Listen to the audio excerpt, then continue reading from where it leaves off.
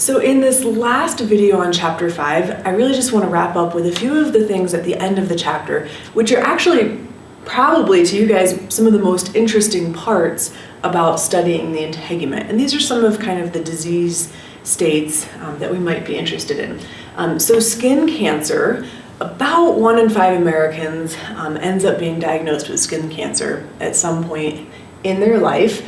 By far the most common type of skin cancer, about 80% of those cancers are a basal cell carcinoma. Now, in any cancer, what we're looking at is a mutation in the DNA.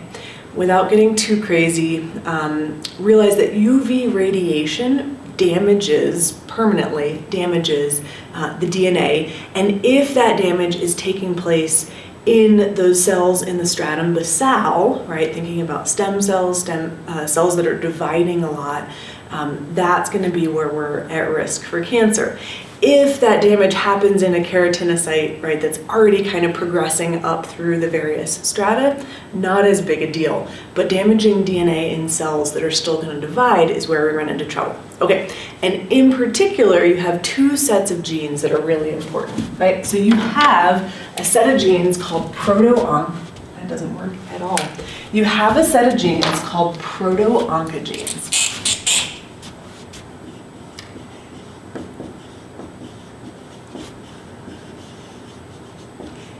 And when these genes get mutated, right, then we just call them oncogenes. If you've heard of oncology, that's the study of cancer. So these are going to be genes then that are kind of leading towards cancer. But the the precursor version is a very normal gene that you need to have functioning. This is a gene that tells cells to divide. We want cells to divide, right? But when they're mutated, they divide out of control. Okay, so it's like the gas pedal getting stuck on in your car, right? And the car is just go. You wanted the gas pedal, you need the gas pedal for the car to function, but if it's stuck, right, then you're out of control. You have a second set of genes called tumor suppressor genes. And these are going to be genes that put the brakes on division, right? They say, okay, we've got enough new cells, stop. If you mutate tumor suppressor genes, we still just call them tumor suppressor genes, but they're not functional. And so if the gas pedal is stuck and the brakes don't work, that's when we're looking at causing cancer, right? So you actually need multiple mutations, multiple permanent changes in your DNA in order to get cancer. Okay, so basal cell carcinoma, again, 80% of skin cancers, so really quite common. And this is going to be a mutation in that stratum basal of those keratinocytes, and you get this kind of shiny dome-shaped nodule. This is not particularly dangerous cancer, as long as you get it taken care of. Melanoma is much more rare. It's only about 2 to 3% of skin cancers, though that is increasing. But this particular type of cancer is much more dangerous. It's much more likely to become malignant, meaning that some of those cells can actually break off, travel through the bloodstream, and start affecting other parts of the body, right? The cancer can spread.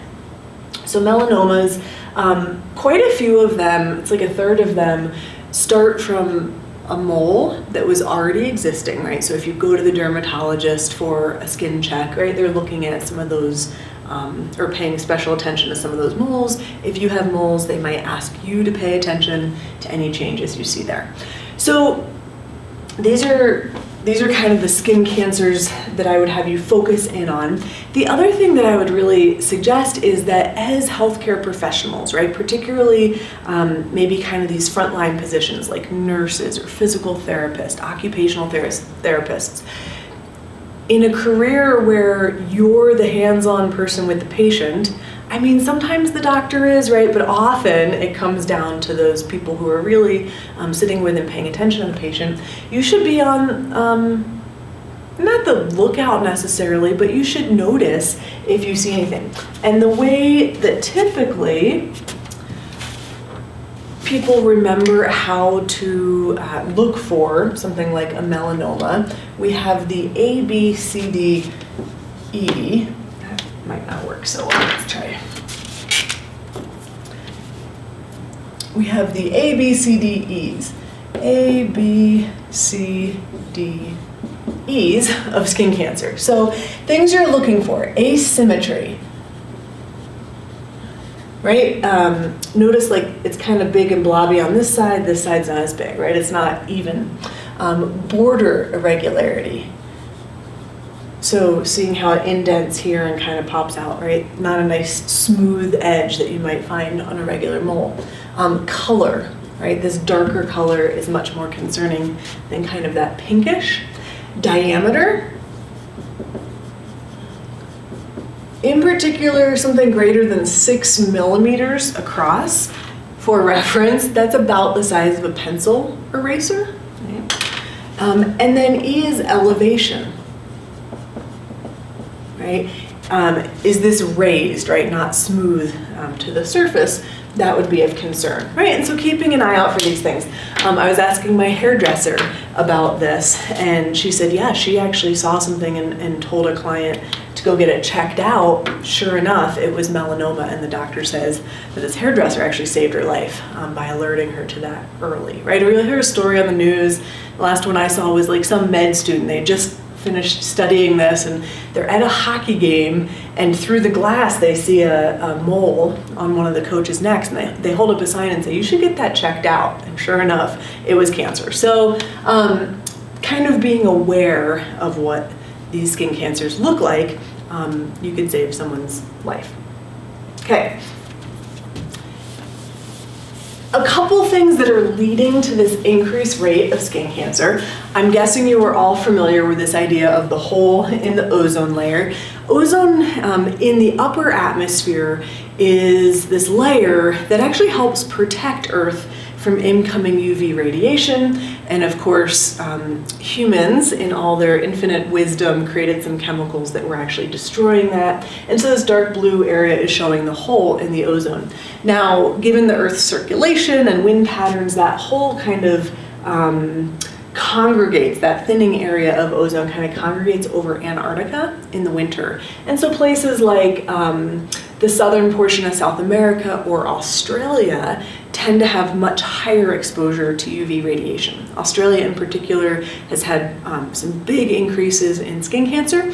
You'll also see they have big increases in like parks that have big shade sails and things like that, playgrounds for children to run around but still be protected.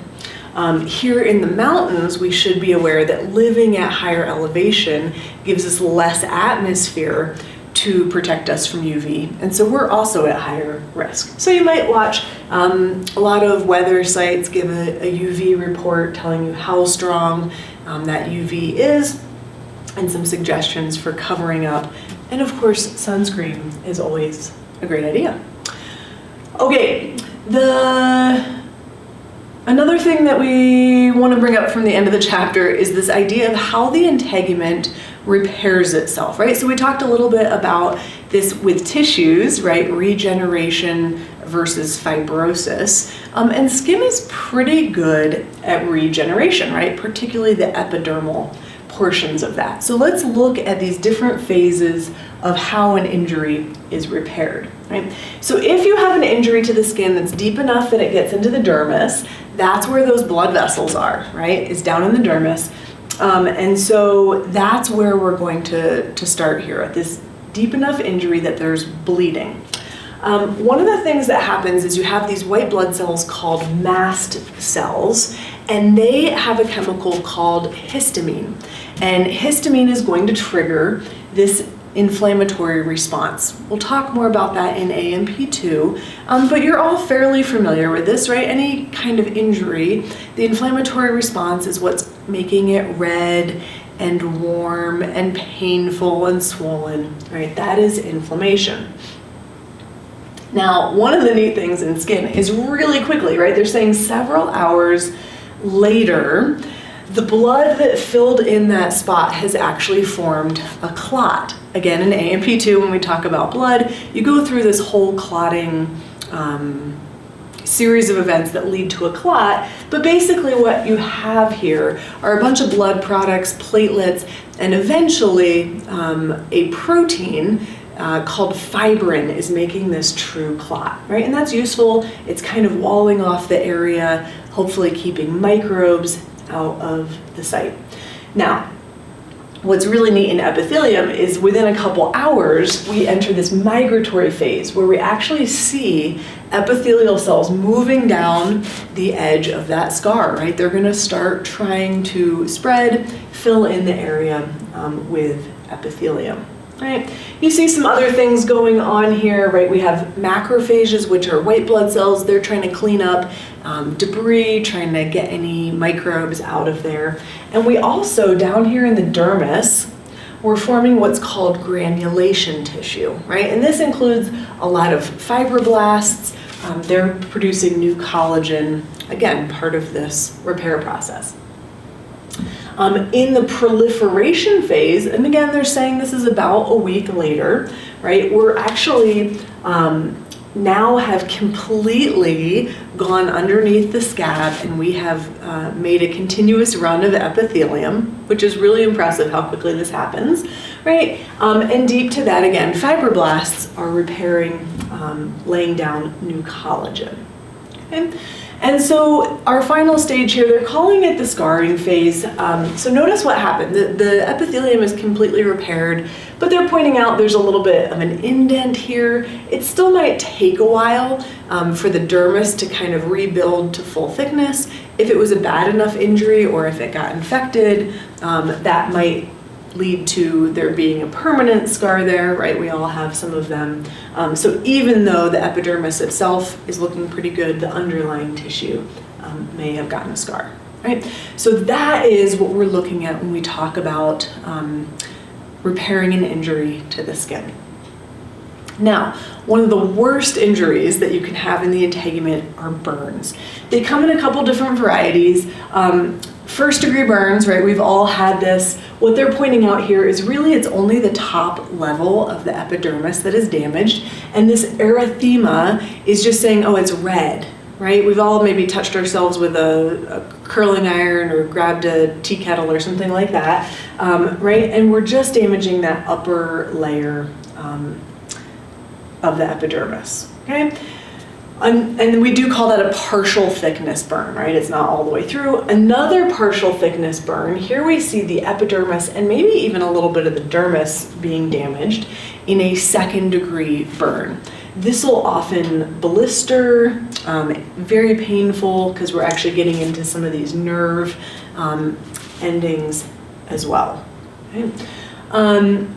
Full thickness burns are actually really dangerous, right? So here we see epidermis, both the dermal layers, maybe even into that subcutaneous fat being damaged in this burn.